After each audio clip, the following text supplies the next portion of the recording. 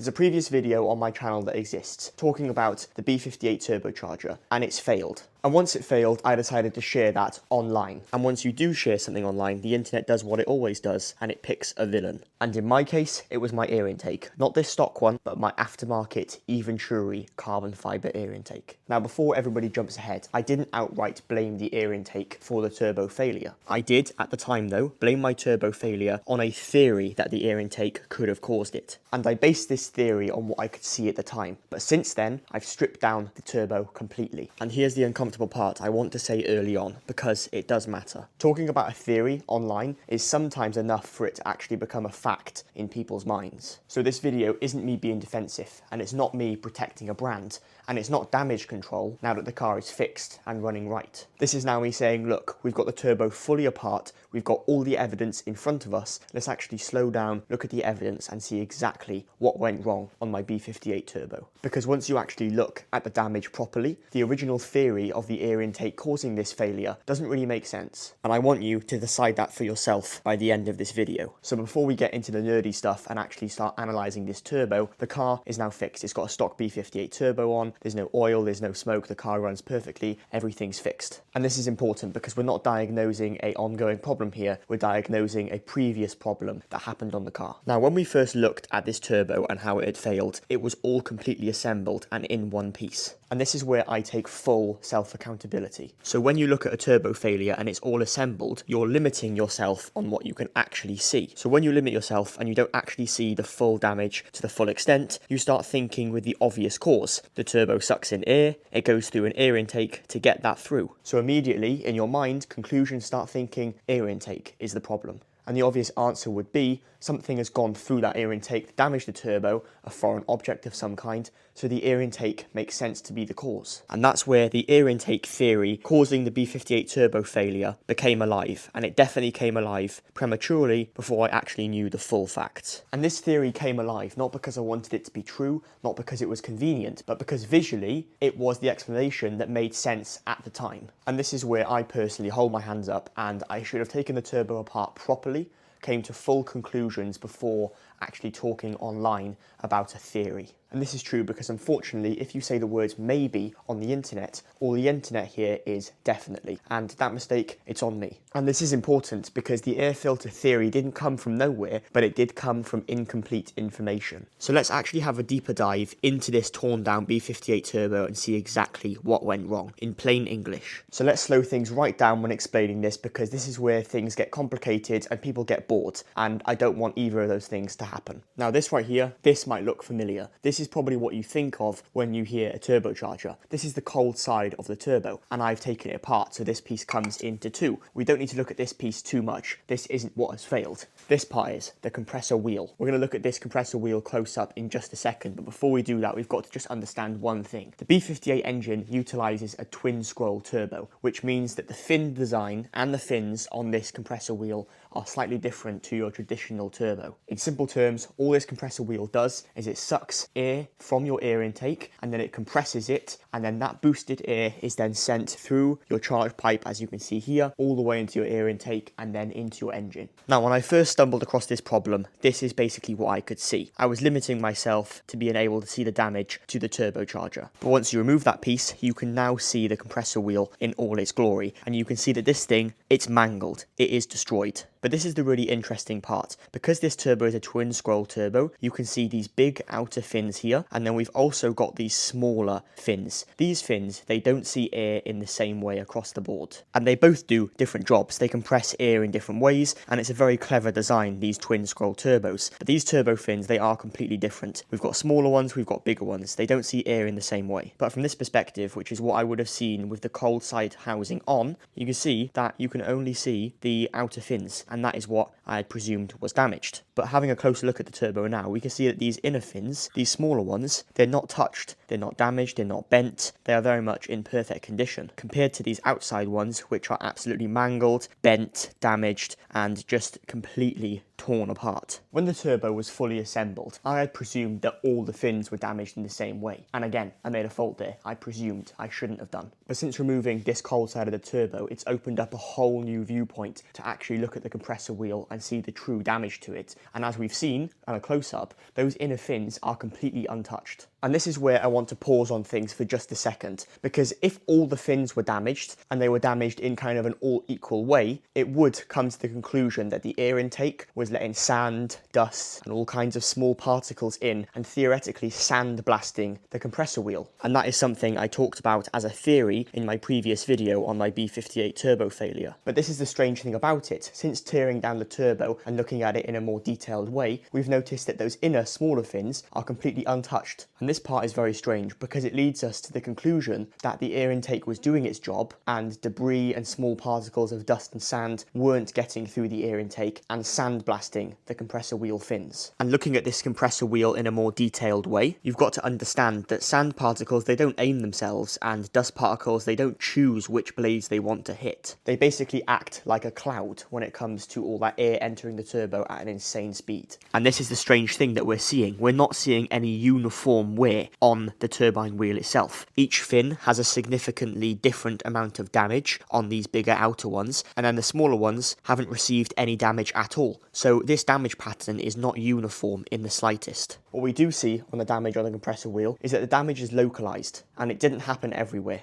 And what this more than likely means is that something entered this, something big, strong and hard, and it most probably entered the turbine wheel once. So let's actually kill this air intake theory completely. If sand was going through the air intake and the air intake wasn't filtering correctly, and sand caused this damage on the turbine, then what we would see on the actual turbine wheel itself is damage across the board being even, not the bigger fins being damaged and the smaller ones being untouched. And also, damage would be a lot finer. You wouldn't see pieces like this completely chipped off if sand was the culprit. So what exactly got sucked in through here into the turbine blades itself, destroyed them, and then pushed out or destroyed elsewhere? Who knows? What part was it? Well, unfortunately, we'll probably never know, because that part could be in a million pieces by now, and we don't know when this happened on the car. It could have been 10,000 miles ago.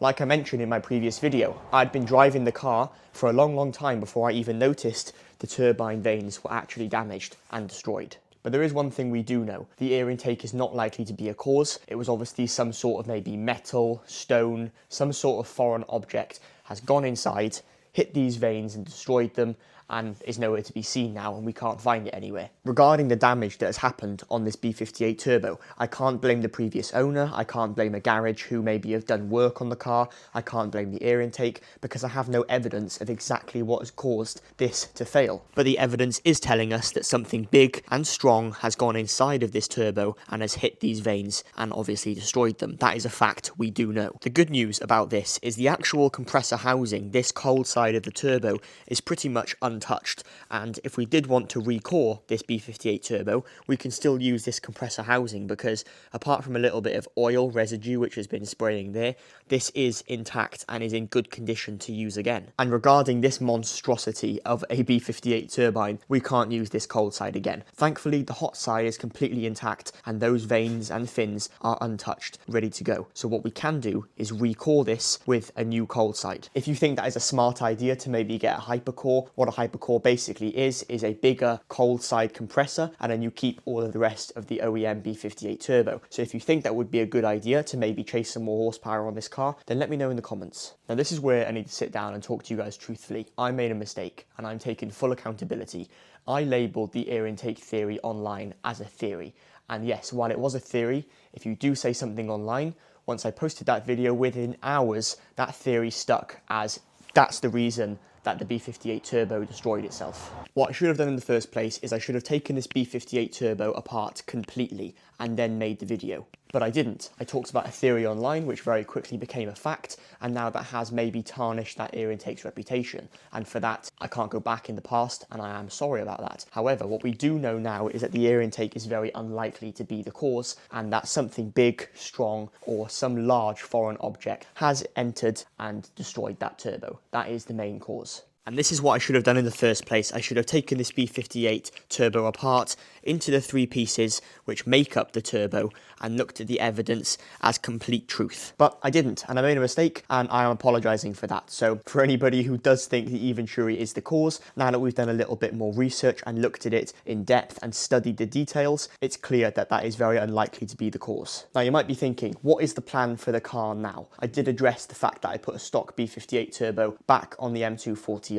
Temporarily, we might chase more power in the future, but what about damage to the actual engine? Is the engine okay? Like we've learned in this video, whether this B58 engine was run without an air intake on, or maybe somebody was working on it and they dropped something down, who knows? We'll never be able to find that out. But what we do know is that the B58 is charge cooled. So whatever went through this cold side here got compressed by this wheel and inevitably destroyed it, and then got pushed out here with the compressed air, which then followed up into this charge pipe and into the charge cooler. That metal has had to go somewhere. And a charge cooler basically acts as a massive net to catch any stones or debris or anything like that before it can actually enter the cylinders and do catastrophic damage. And whilst I was replacing this B58 turbo, I did actually take the charge pipe off, and I managed to get some sort of camera system inside the intake manifold and have a look at the actual mesh on the charge cooler. And the positive thing is, there was precisely zero damage to that charge cooler. So the bits of metal that damaged this turbine, I don't know where they've gone. Again, I had to use the tools at the best of my ability to have a look at this charge cooler. I could have been looking in places where those particular metal pieces could be lying and they could still be there, but I am 95% certain